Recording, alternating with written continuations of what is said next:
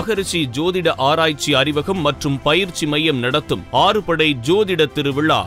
ஜெயம் ஜெயஸ்ரீ சிறுவயது முதல் ஜோதிடத்தின் மேல் இருந்த ஆர்வத்தால் தன் தந்தையார் செய்த ஜோதிட தொழிலை கூடவே இருந்து சிறப்பான நுணுக்கத்தை அறிந்து கொண்டு தன்னுடைய தந்தையார் எழுதிய ஜோதிட நூல்களை பின்பற்றி அதன் மூலமாக எளிமையான முறையில் பலன் சொல்ல வேண்டும் என்று ஆர்வத்துடன் ஜோதிடத்தின் நம்பிக்கையுடன் மக்கள் சேவை தொடர்ந்து செய்து கொண்டு வருகிறார்.